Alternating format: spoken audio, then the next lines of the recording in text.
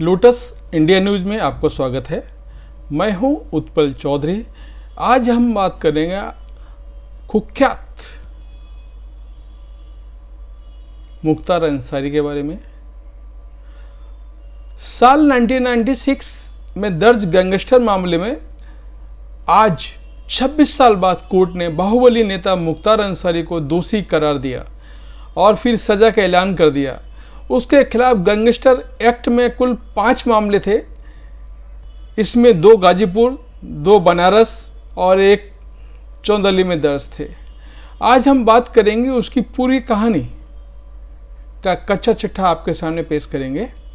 तो आइए शुरू करते हैं। मुख्तार अंसारी कौन था, क्या है और फैमिली के बारे में। यूपी बाहुबली नेता मुख्तार अंसारी को गैंगस्टर कोर्ट ने गुरुवार को दोषी करार करते हुए 10 साल की सजा सुना दी। अंसारी को वीडियो कॉन्फ्रेंसिंग के जरिए कोर्ट में पेश किया गया। 1996 में दर्ज गैंगस्टर मामले में आज 26 साल बाद कोर्ट ने बाहुबली नेता मुख्तार अंसारी को दोषी करार दिया और फिर सजा का ऐलान कर दिया। इसके खिलाफ गैंगस्टर एक्ट में कुछ 5 मामले थे। इसमें 2 गाजीपुर, 2 बनारस, 1 चंदौली में मामला दर्ज था। इस मामले में 12 दिसंबर को 11 गवाहों की जिरह और बहस पूरी हो चुकी थी। उसके बाद फैसला सुनाने की तारीख 15 दिसंबर तय की गई थी।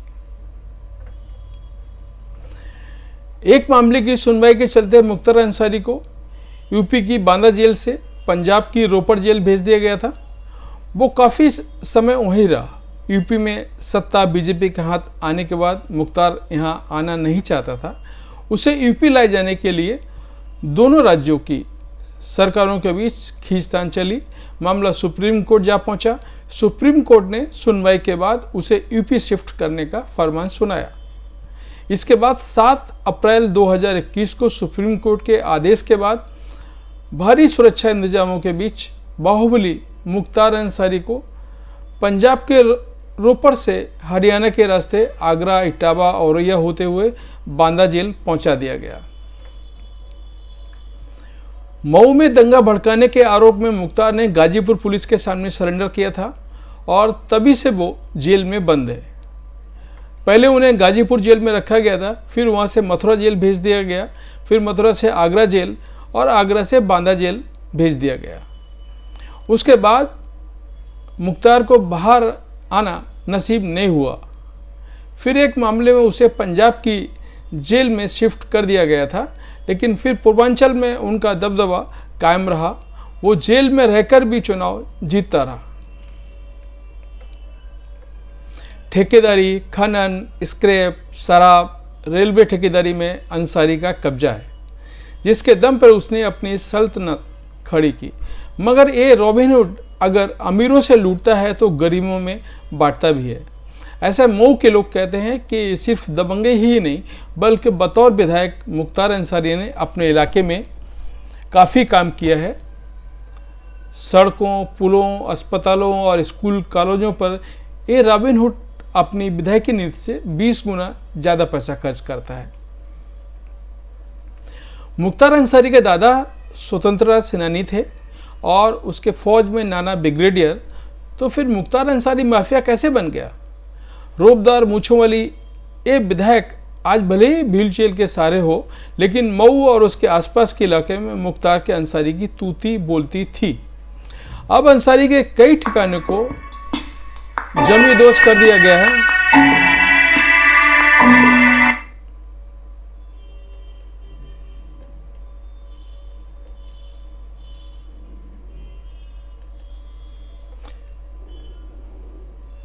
मऊ में दंगा भड़काने के आरोप में मुख्तार अंसारी ने गाजीपुर पुलिस के सामने सरेंडर कर दिया था।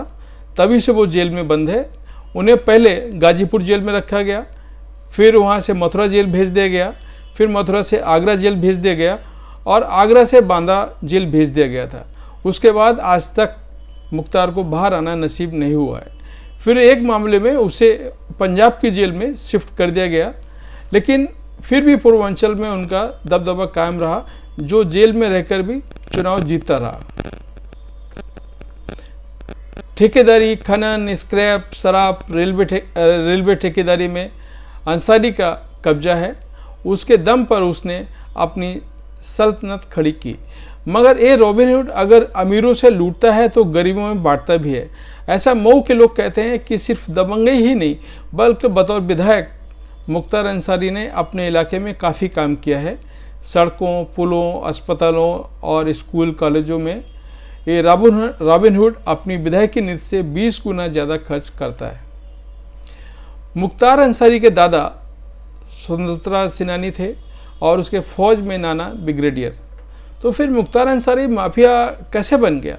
रौबदार मूछों वाला यह विधायक आज भले ही व्हील चेयर के सहारे हो, लेकिन मऊ और उसके आसपास के इलाकों में मुख्तार अंसारी की तूती बोलती थी। अब अंसारी के कई ठिकानों को जमींदोज कर दिया गया है, लेकिन कभी वक्त था जब पूरा सूबा मुख्तार के नाम से कांपता था। वो बीजेपी को छोड़कर उत्तर प्रदेश की हर बड़ी पार्टी में शामिल रहा। मुख्तार अंसारी पिछले 24 साल से लगातार यूपी की विधानसभा पहुंचता रहा है। मुख्तार अंसारी भले ही संगठित अपराध का चेहरा बन चुका था, लेकिन गाजीपुर में उसके परिवार की पहचान प्रथम राजनीतिक परिवार की है। सिर्फ डर की वजह से नहीं बल्कि काम की वजह से भी इलाके के गरीब गुरबों में मुख्तार अंसारी के परिवार का सम्मान है। मगर आप में से शायद कम लोगों को भी पता हो कि मऊ में अंसारी परिवार की इस इज्जत की वजह एक और वजह है कि वो इस खानदान का गौरवशाली इतिहास, खानदानी रसूख की जो तारीख इस घराने की है वैसी शायद पूर्वांचल के किसी खानदान की हो। बाहुबली मुख्तार अंसारी के दादा डॉक्टर मुख्तार अहमद अंसारी स्वतंत्रता संग्राम आंदोलन के दौरान 1926-27 में इंडियन नेशनल कांग्रेस के अध्यक्ष रहे और वे गांधी के बेहद करीबी माने जाते थे। उनकी याद में दिल्ली की एक रोड का नाम उनके नाम पर है। मुख्तार अंसारी के दादा की तरह नाना भी नामचीन हस्तियों में से एक थे। शायद कम ही लोग जानते होंगे कि महावीर चक्र विजेता ब्रिगेडियर उस्मान मुख्तार अंसारी के नाना थे। उन्होंने 47 की जंग में न सिर्फ भारतीय सेना की तरफ से नवसेना की लड़ाई लड़ी बल्कि हिंदुस्तान को जीत भी दिलाई। हालांकि वो खुद इस जंग में हिंदुस्तान के लिए शहीद हो गए थे। खानदान की इसी विरासत को मुख्तार के पिता सुबहानुल्लाह अंसारी ने आगे बढ़ाया। कम्युनिस्ट नेता होने के अलावा अपनी साफ सुथरी छब की वजह से सुबहानुल्लाह अंसारी को 1971 के नगर पालिका चुनाव में निर्विरोध चुना गया था। इतना ही नहीं, भारत के पिछले उपराष्ट्रपति हामिद अंसारी भी मुख्तार के रिश्ते में चाचा लगते हैं। एक तरफ जहां सालों की खानदानी विरासत है तो वहीं दूसरी तरफ कई संगीन इल्जामों से घिरा माफिया डॉन मुख्तार अंसारी है, जिसने अपने परिवार की शानदार विरासत पर पाबंद लगा दिया। अगर इस खानदान की अगली पीढ़ी से मिलेंगे तो फिर हैरानी होगी। मुख्तार अंसारी का बेटा Abbas Ansari short gun shooting international खिलाड़ी है। दुनिया के टॉप 10 शूटर में शुमार अब्बास न सिर्फ नेशनल चैंपियन रह चुका है बल्कि दुनिया भर में कई पदक जीतकर देश का नाम रोशन कर चुका है। लेकिन वो भी पिता के कर्मों की सजा भुगत रहा है। उसे मनी लॉन्ड्रिंग मामले में गिरफ्तार किया गया।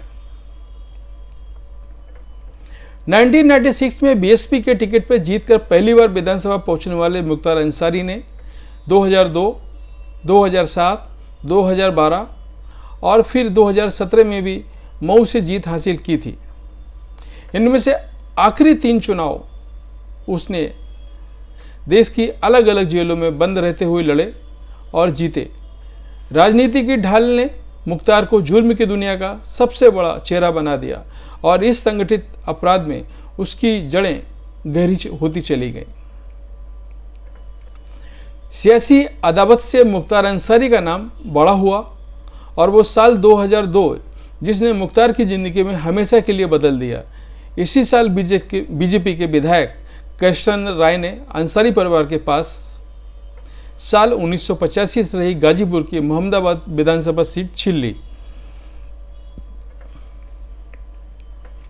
कृष्णानंद राय विधायक के तौर पे अपना कार्यकाल पूरा नहीं कर सके और 3 साल बाद यानी 2005 में उनकी हत्या कर दी गई। कृष्णन राय की एक कार्यक्रम का उद्घाटन करके लौट रहे थे, तभी उनकी गाड़ी को चारों ओर से घेरकर अंधाधुंध फायरिंग की गई।